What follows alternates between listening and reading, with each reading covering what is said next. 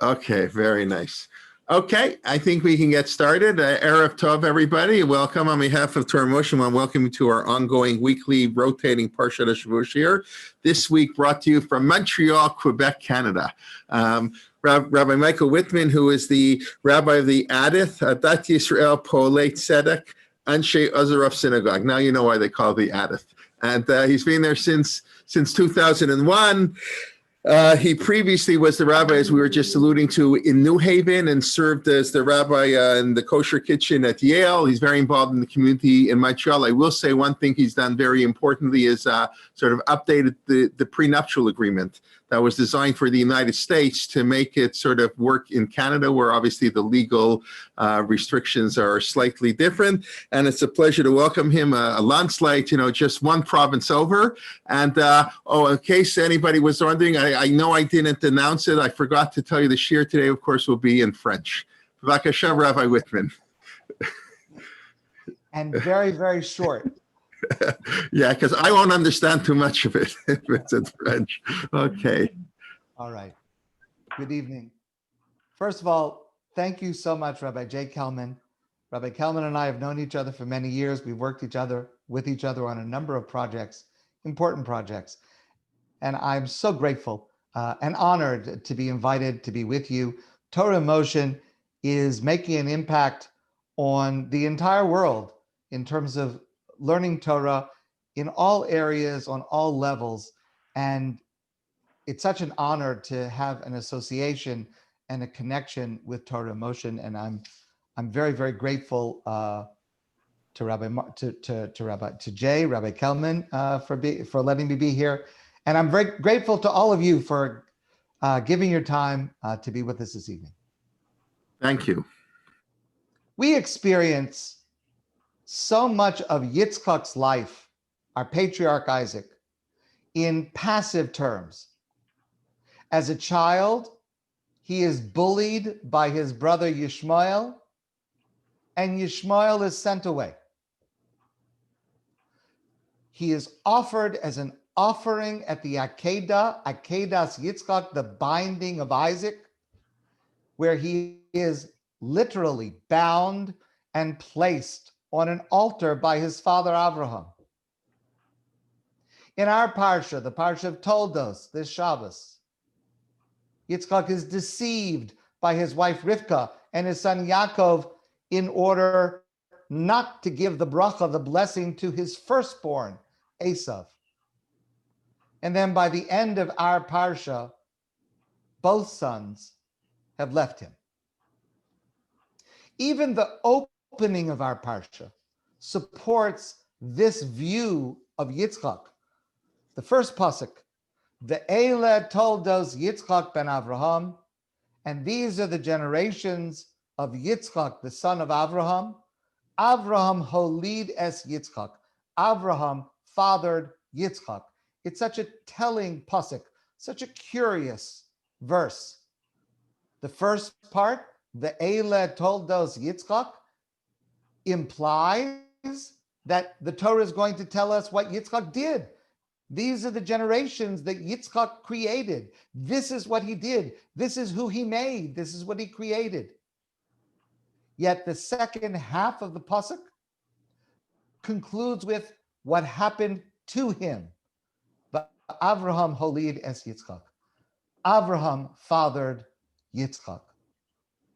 The Medrash goes even further in giving us, in a visible form, this idea of Yitzchak's passivity by telling us that Yitzchak looked identical to Avraham. They could not be told apart. Yitzchak did not even have a distinct, distinguishable appearance. Now, we might make the mistake of thinking that Yitzchak's life was primarily lived as a recipient, as an object, not as a subject. But it would be a terrible mistake to think this, as we would miss the profound impact Yitzchak's actions have on the life of his family, on the character of the Jewish people until this day, especially today, as I will try to demonstrate to you this evening. An insight into Yitzchak's true character and his unique greatness can be derived from a single passage in our Parsha, often overlooked, in which Yitzchak is exclusively, though uniquely, active. And I'd like to analyze with you Perek Chavav, chapter 26 in our Parsha. This passage holds the key to a full appreciation of Yitzchak's life. And I see in this passage 4 crucial lessons I hope to share with you. Lesson number 1. The passage begins, Vayehi ra'av ba'aretz, and there was a famine in the land. Now, that's not so unusual. It happened to his father Abraham. It will happen later to his son Yaakov. But Yitzchak's response is unique. Abraham, faced with a famine at the beginning of Parshas Lech Lecha, goes to Mitzrayim, goes to Egypt, where there is food. Yaakov, later, faced with a famine, eventually goes to Mitzrayim, to Egypt, where there is food. Yitzchak stays in Israel. Now, I don't mean to imply any criticism or judgment of Avraham or Yaakov, God forbid. First of all, I would never criticize anyone for leaving Israel. Concerning Avraham traveling to Mitzrayim, to Egypt at the beginning of the Parsha of Lech Lecha, the commentators differ over whether it was the right thing for him to do or whether it was wrong for Avraham to leave. I leave that question to them. Concerning Yaakov, God commanded Yaakov to go down to Mitzrayim and promised him not to worry. And also in our Parsha, it is Hashem that commands Yitzchak to stay in Israel. Nonetheless, Yitzchak's life teaches an unconditional, undying attachment to Eretz Yisrael, to the land of Israel. Yitzchak lives his entire life from birth to death exclusively in Israel. He's the only one of our patriarchs to do that. And Yitzchak is in Israel not only when things are good, not only when things are peaceful and plentiful. Yitzchak is there when times are tough, through famine, through drought. Yitzchak is there when children are crying, when hope is not visible. Yitzchak alone among our patriarchs never abandons Israel. Only Yitzchak never leaves. Clearly, Yitzchak's attachment, Yitzchak's commitment was on a different level, a level for which we must strive. And I will point the finger at myself as one who, here in Montreal, does not live up to what Yitzchak teaches us. If I am faced with that charge, I will feebly point out, I do travel to Israel as often as I can. And I did travel to Israel several times during war and pain to be with and to show support for our brothers and sisters in Israel. But I will be the first to admit it is a feeble, pale excuse for what Yitzchak teaches us in this passage. That's the first lesson and legacy Yitzchak provides for us in this single passage. Lesson number 2.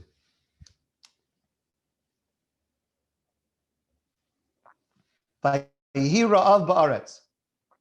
There was a famine in the land. Vayera elav Hashem, vayomer. God appeared to Yitzchak and said to him, Al terei b'Mitzrayim. Don't go down to Egypt. Shchon ba'aretz asher amar elecha. Stay in this land where I have told you to stay. Stay in Israel. Okay, there's a famine. God says, don't leave. So how are you going to survive the famine?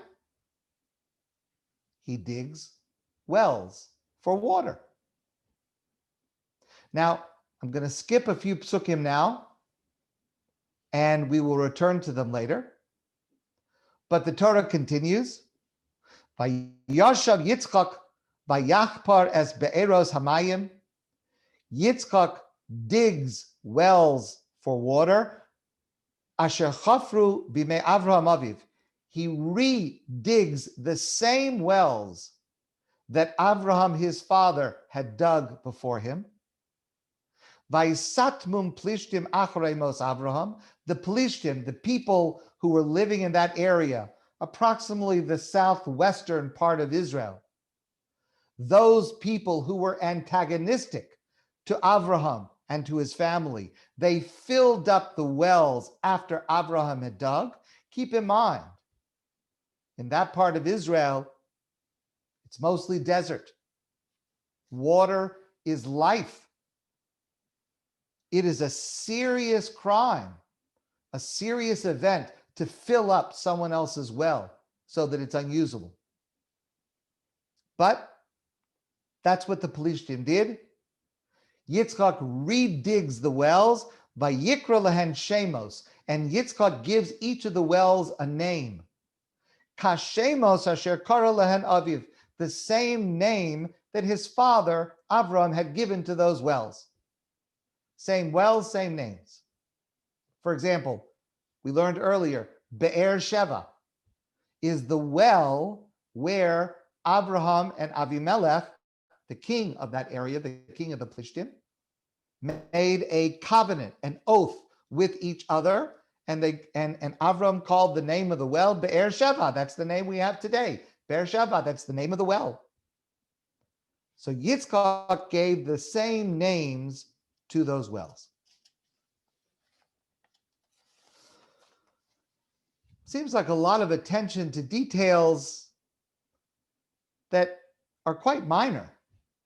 I mean, the same wells or different wells, the same names or different names, what does it matter to us? But the truth is, these details are in fact a major insight into Yitzchak's life and character. There is a famine.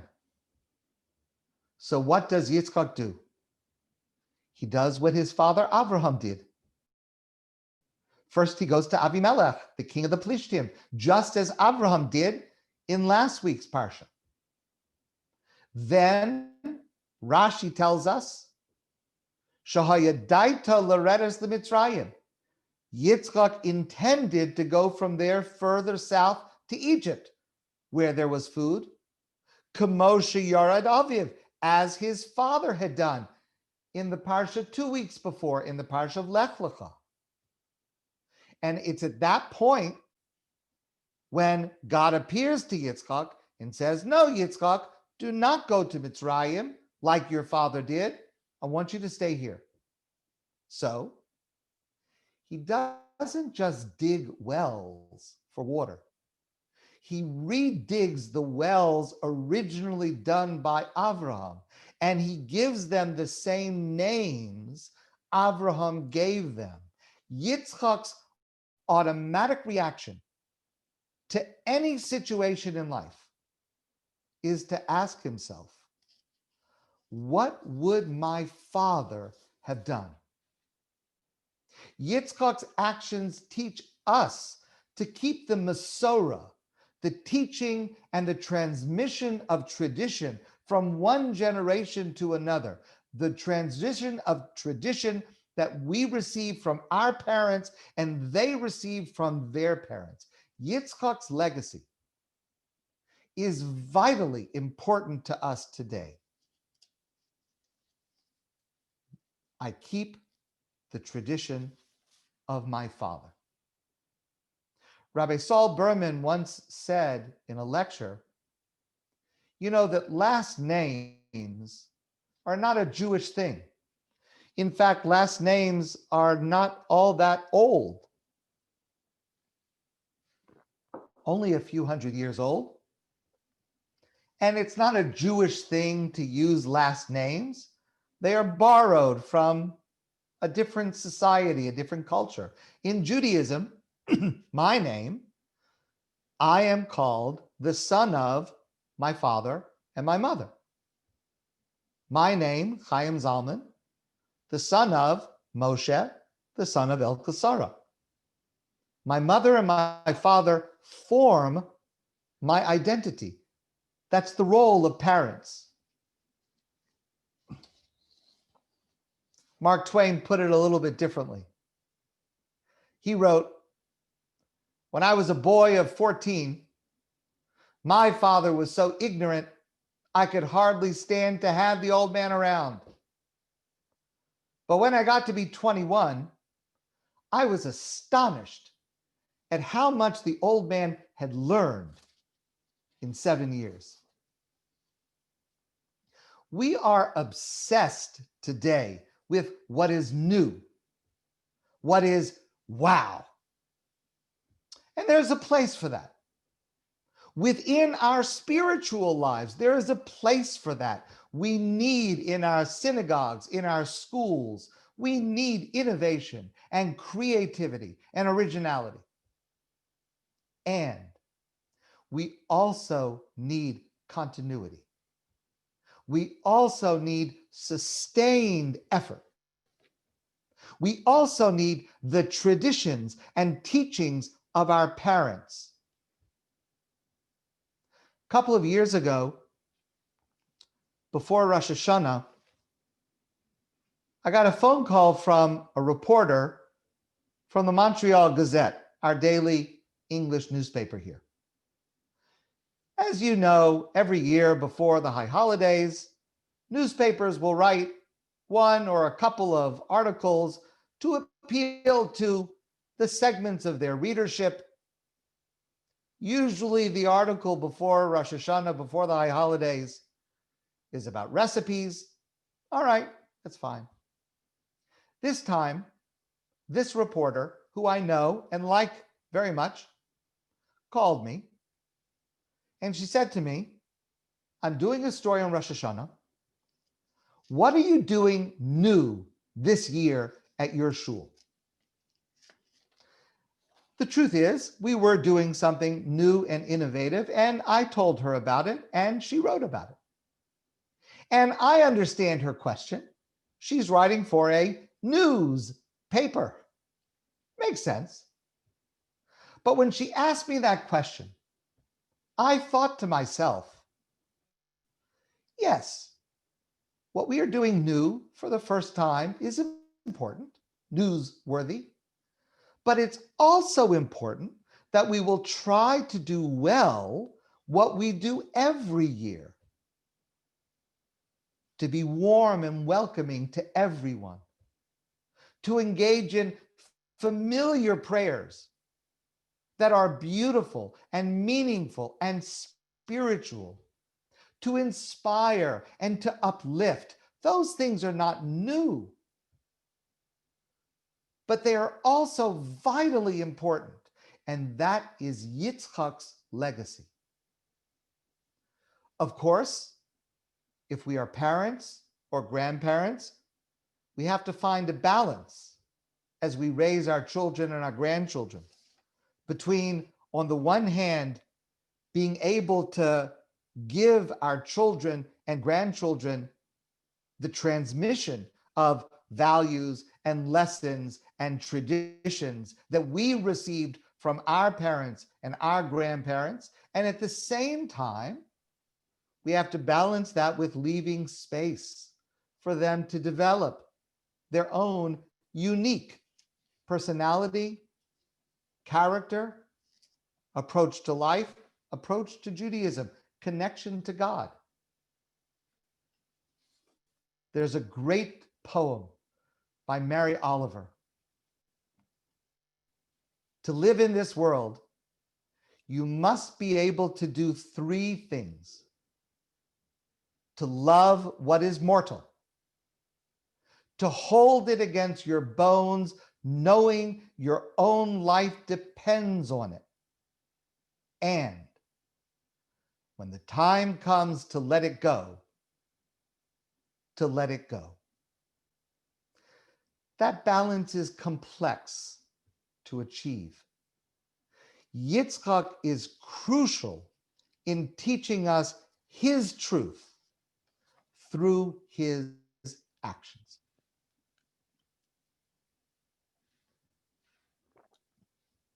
Lesson number 3. Yitzchak's digging the wells occurs within a larger context that contains a vital lesson that is relevant to every single one of us. So let me now fill in some of the verses, some of the psukim that I skipped before. Vayigdal ha'ish vayelech haloch v'gadel ad ki gadal ma'od. Yitzchak was successful. His possessions grew. He became wealthy and exceedingly prosperous in this area around the Plishtim. Vayikanu also Plishtim. And the people who were living there, the Plishtim, they were envious of him. They began to resent his success, his accomplishments. V'chol ha'be'eros asher chafru abdei aviv, b'mei Avraham aviv, and all of the wells which had been dug by Avraham and his servants during Avraham's lifetime, sitmum plishtim, the people there filled them up. By malum afar, and they filled them with dirt. It was an act of aggression, a purposeful act of aggression. Vayomer Avimelech al Yitzchak, and Avimelech, the king of this area, said to Yitzchak, Lech mi'imanu, go away from us, leave. Ki atzamta mimenu ma'od, you have become exceedingly successful, and we're resentful of you. We're envious of you. You're causing trouble. You're causing strife. Go away. We don't want you here. So Yitzchak moved a distance away. Vayachperu avdei Yitzchak banochal, vayimtzu sham be'er mayim chayim. Yitzchak moved a little ways away, and he dug a well. You know what he found when he dug the well? Be'er mayim chayim. He found a source of soft drinks. You may know Be'er Mayim Chaim is a brand of soft drinks that's sold in Heimish's stores, kosher brand. Could be actually a good trivia question for your Shabbos table this week. What item in the grocery store has its name from our Parsha? Be'er Mayim Chaim. Okay. Be'er Mayim Chaim, a well of life-sustaining water, Yitzchak dug. Vayarivu roi gror imroe Yitzchak. But the shepherds in that area fought with Yitzchak and his shepherds over that well. So Yitzchak moved away. Vayachperu be'er acheres. He dug a different well in a different place. Vayarivu gamaleha. But the shepherds who were there fought with him about this well also. Vayatek misham, Yitzchak left that area and went to a different area. Vayachpor be'er acheretz, and he dug still another well. Finally, this time he had moved far enough away. V'lo ravu aleh, there was no strife, there was no fighting over this well. Vayikra shma Rechovos. Rechovot. Yitzchak called the name of this well Rechovot, which means wide open space, ample space, Vayomer, and he said, Ki ata hirchev Hashem lanu uparini baretz. Now we have enough space Now there will be no fighting. We will be able to flourish in this area. Yitzchak digging wells is within the context of strife and machlokes, arguing and confrontation. Machlokes is dangerous and destructive even if you didn't start it, and even if you're right. Our sages in the Talmud, Masechta Sanhedrin, do not only criticize one who starts a machlokas, they do not only criticize one who is wrong in a fight. They use the term to criticize one who is machazik b'machlokas, one who engages in machlokas, one who participates in strife. And remember, there's a famine. Water is life. These people committed an act of aggression. They were clearly in the wrong. And Yaakov moved away. Now, this is not applicable in every single circumstance. But machlokes must be considered by us as sakonas nefashos, a threat to our lives.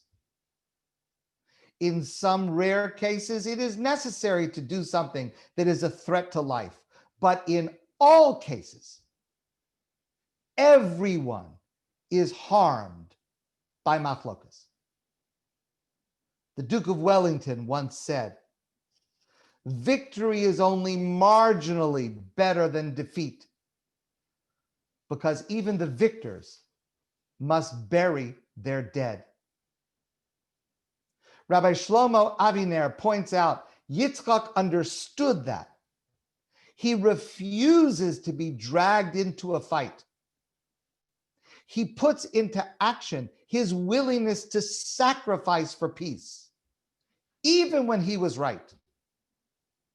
It was better for Yitzchak to expend energy digging another well in a different place rather than fighting.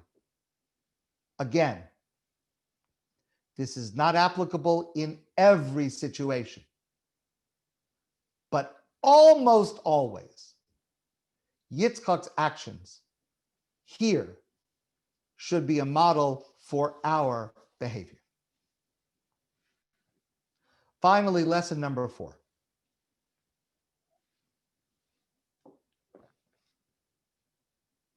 Permit me to share with you the insight of Rabbi Menachem Mendel Schneerson, the previous Lubavitcher Rebbe. And that is that Yitzchak understands, and the Torah teaches us by emphasizing this in this passage, that though these actions may seem minor and unmemorable, that is not true. In fact, digging wells is very important for all of us. In fact, metaphorically, it is one of our central missions in life, especially today, to dig wells, to believe that under all the layers of dirt and dust, there is somewhere down there clean, clear, sweet water, that a person who is indifferent, even wicked, this is just the outer shell. Inside, underneath, there is a soul. There is life. There is a spark of God. And not just every person, but every situation. We need to search and dig down to find the meaning and the potential for growth within every difficulty and challenge. It may be hidden deep. It may take diligent effort to reach and uncover, but it is there. And this lesson that Yitzchak teaches us has dramatic, practical consequence in Yitzchak's life, in the central narrative of our Parshat Toldot. Why is it that Yitzchak chooses to bless Esav and not to bless Yaakov? Yes, I understand Esav is the firstborn, but isn't it clear to Yitzchak, as it is clear to his wife Rivka, that Yaakov is the one who is deserving of this blessing? Yitzchak,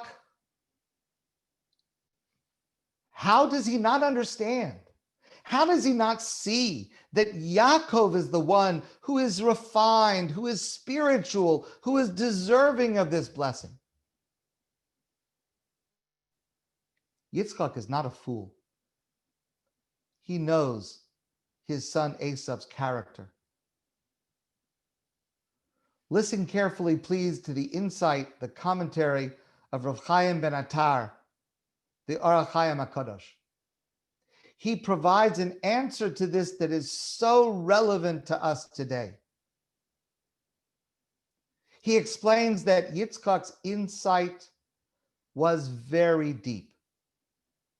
Yitzchak saw that though on the surface Esav was abrasive, impulsive, rough, but he also saw that if you dig deep, there is goodness that can come from within. There is something that is holy that is inside, underneath that harsh exterior. The Chaim writes, Yitzchak desired to bless Esav, the evildoer, because he thought blessings would transform Esav, that the evil in him would be turned into good. Yitzchak did all he could for Esav to improve, to bring about the possibility of change. Clearly, Rivka did not see it that way. And for some reason, which is very difficult for me to understand, even after all of the answers our commentators give, she felt that it was necessary to engage in this act of deception in order that Yaakov should receive the blessing. But Yitzchak, in choosing to give the bracha to Esav, applied the lesson that he learned from his actions of digging wells in order to understand his complex, difficult firstborn son. I heard this story from Dr. David Pelkowitz. Many of you know of him. You may know him personally. He is a well-known, brilliant therapist and teacher in New York. He tells the story. Once a man came to him, a religious man, and said to him, "My son needs to be in therapy. You need to see my son. He needs help." Dr. Pelkowitz asked him, "What does he need help with?"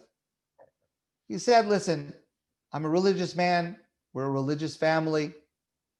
This son is 16 years old. He's been thrown out of 12 yeshivos. He doesn't listen to me. You need to see him. He needs therapy." So Dr. Pelkowitz arranges an appointment for this boy, 16 years old. They come into the appointment. They speak. At the end of the appointment, Dr. Pelkowitz calls the father back and says, "Okay, we had our first appointment. We had our first meeting. The next step is I need the whole family. We need to all be gathered together. I need you to bring not only your immediate family, but your extended family, everyone together at once. And that's going to be the next step in this process." So the whole family gathers, the extended family comes. They're all together in this room with Dr. Pelkowitz. Dr. Pelkowitz turns to the father of the 16-year-old boy and he says, "Okay, would you please share from your perspective what's going on? What are the issues? What do we have to work on here?" So the father of this boy says, listen, I have a wonderful family.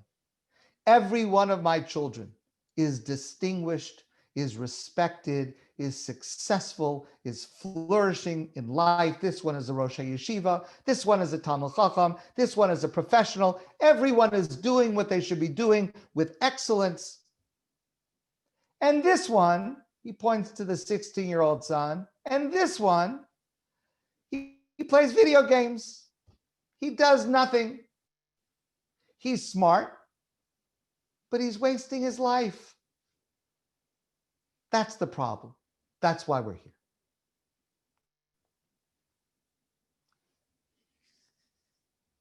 At that moment, the grandfather stands up.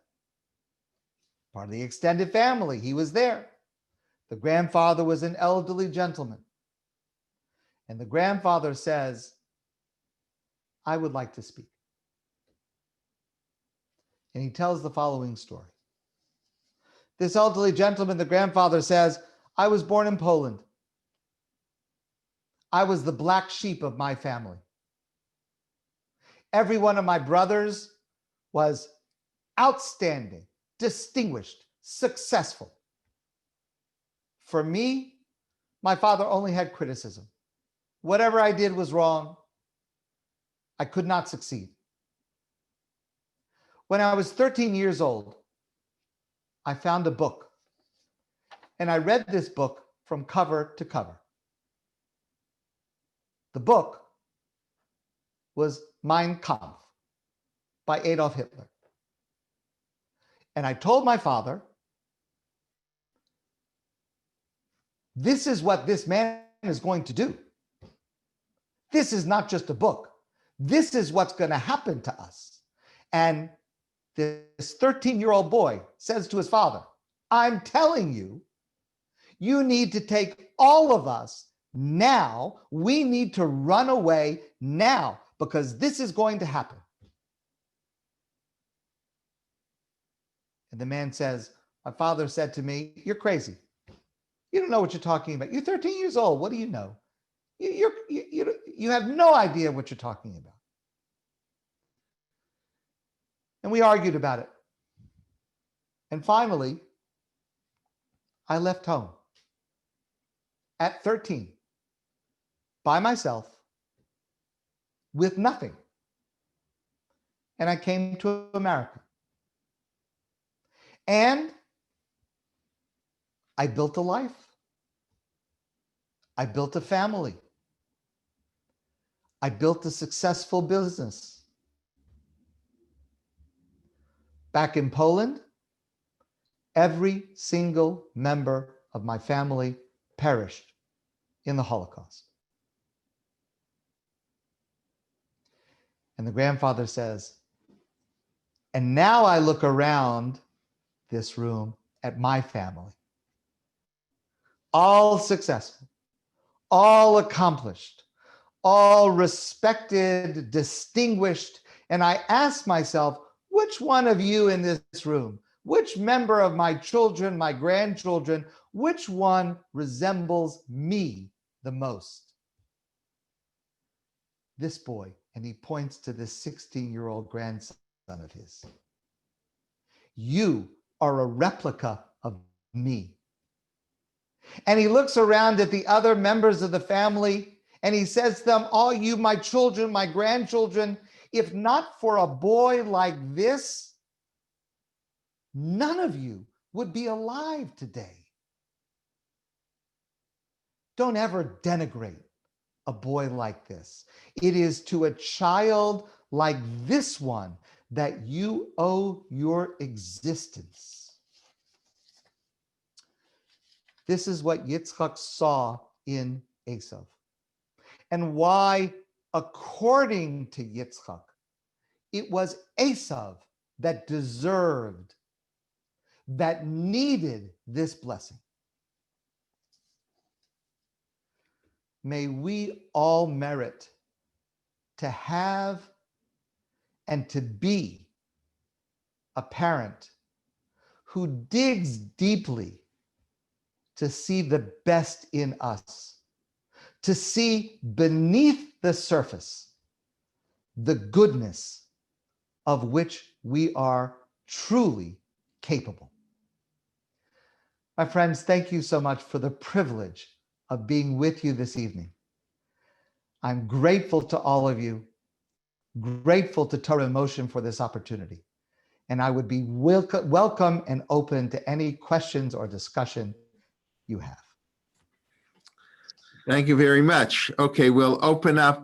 If anybody has any questions, you can unmute yourself. Just let you know next week, next Thursday night, Rabbi Daniel Koropkin from Toronto, the rabbi of debate here in Toronto, and the president of the Rabbinical Council of America will be giving our Parshat Shir next week. So everybody welcome. Of course, all our shirim that we're having during the week, including a special Thanksgiving shir, which we will send out some information a little bit later, but we look forward to learning you. So if anybody has any questions they'd like to ask, please go ahead. Otherwise, I'll throw out a question. But anybody want to ask any questions? Bakasha.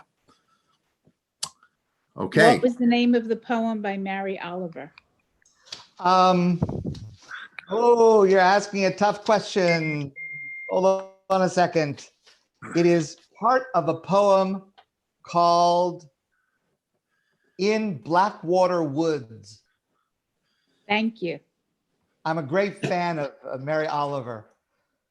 Amazing writer and poet. I will ask you later what the new thing you were doing in Shul for Rosh Hashanah, but let's get to the serious part of this. Okay, you can answer that, then we'll get to the serious part. I'll answer that.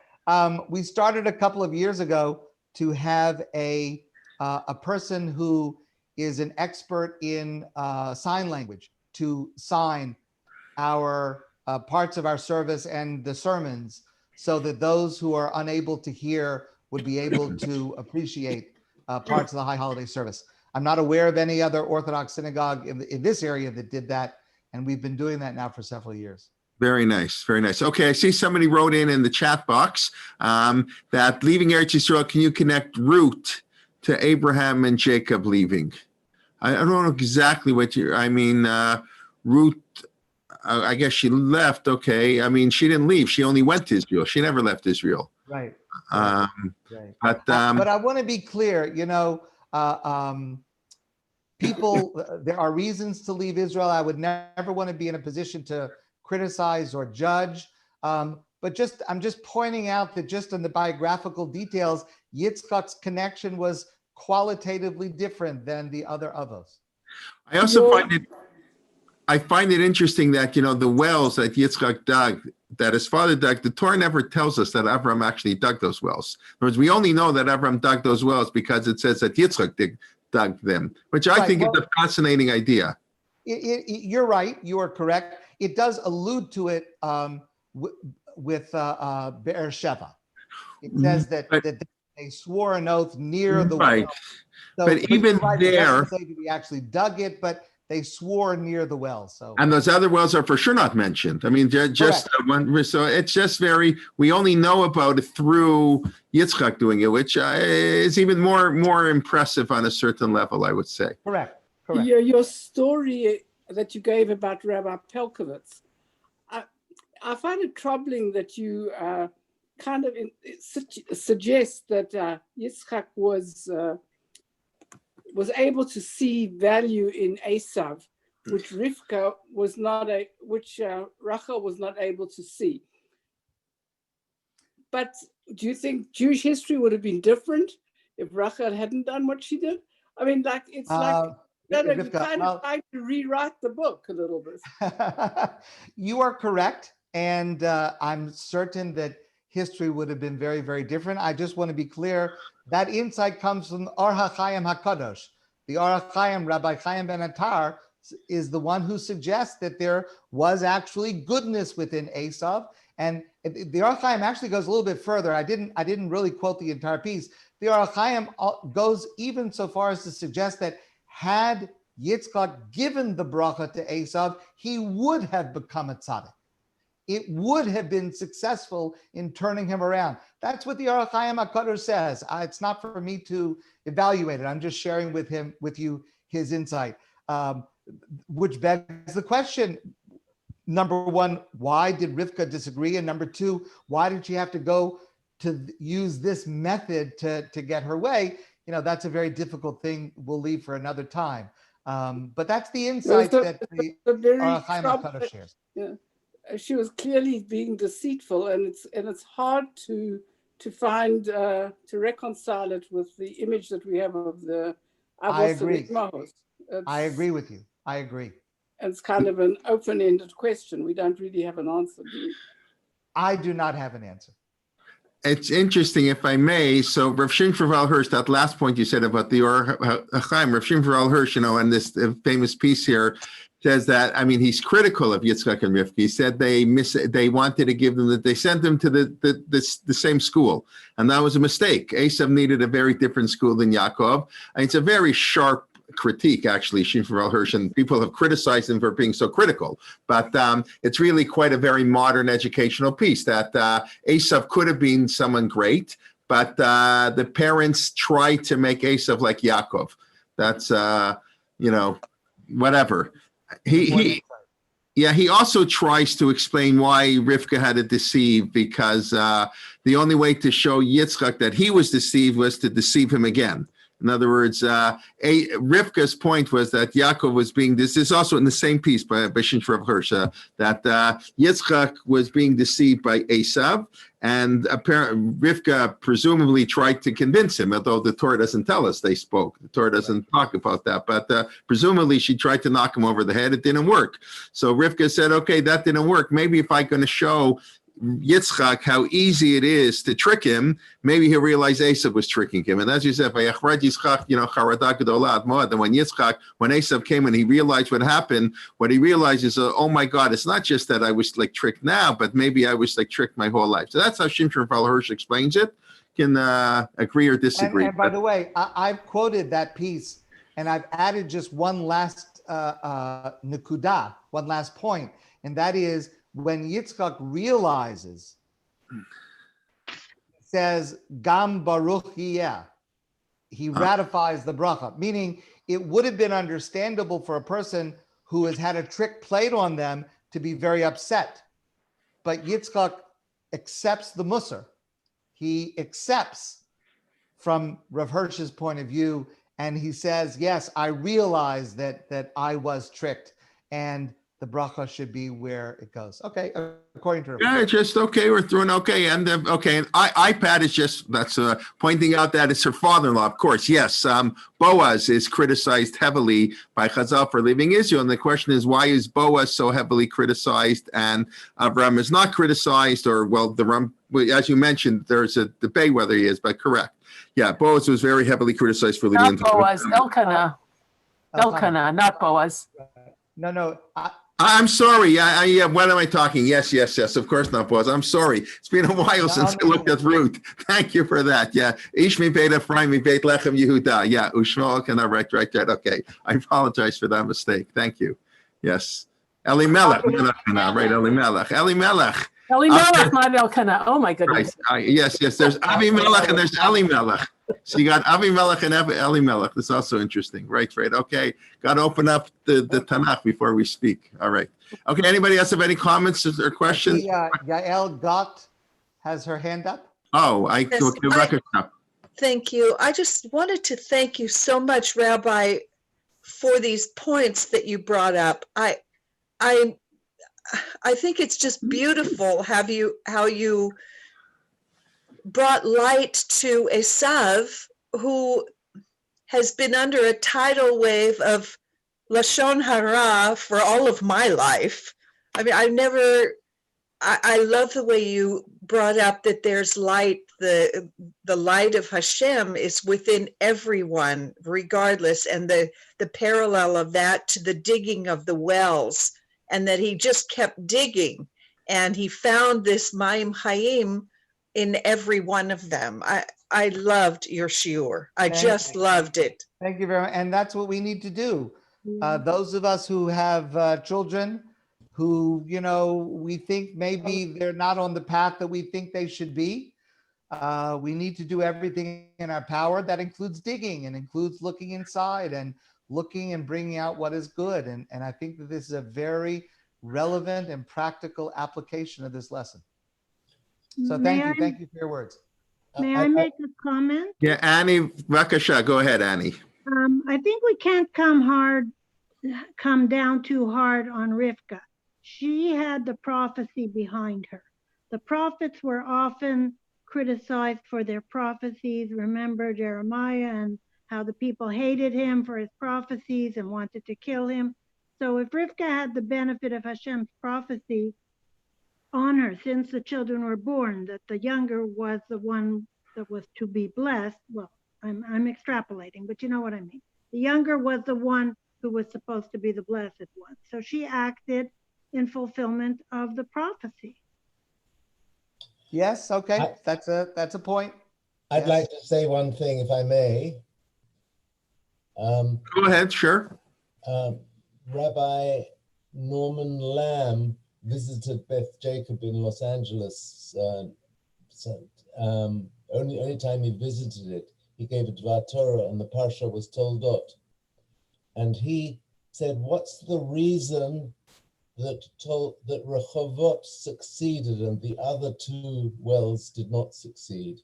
And he gave a gewaltic explanation.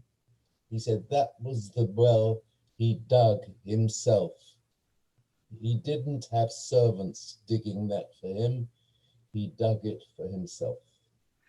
Wow, that's beautiful. Can you imagine what it must be like, or must have been like, for Rabbi Maurice Lamb to have his brother come visit, and to be able to say, oh, I can take Shabbos off and take it easy, and my brother will give the drasha, and he has such a drasha. It wasn't that. It wasn't in Beth Jacob. It wasn't in Maurice Lamb's shul that he Oh, did. okay.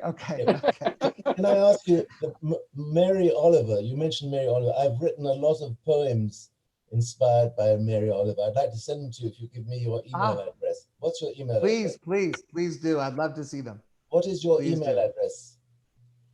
I'll ask Rabbi Jay to Yeah, you can forward it to send you. it to me. You can send it to me, and I'll forward it to Rabbi Whitman. Okay. Okay. Lovely Dvar It'll be Torah. my pleasure. Lovely Dvar Torah. Thank you very much.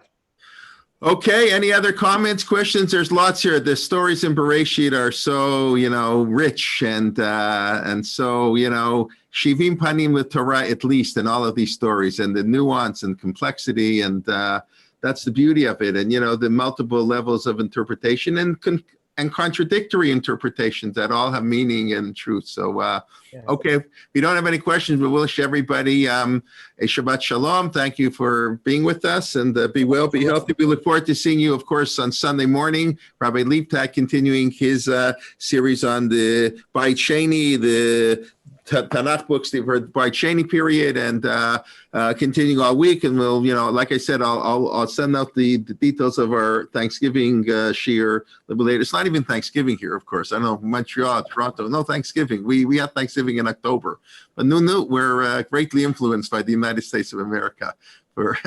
And that's the way. Okay, everybody, be well. Shabbat Shalom. Nice to see you. Shabbat Shalom. Thank you all. Okay, thank you. Thank Okay, you. bye-bye. Thank you, Bye-bye. Rabbi. Bye-bye. Thank you. Thank you. Shalom.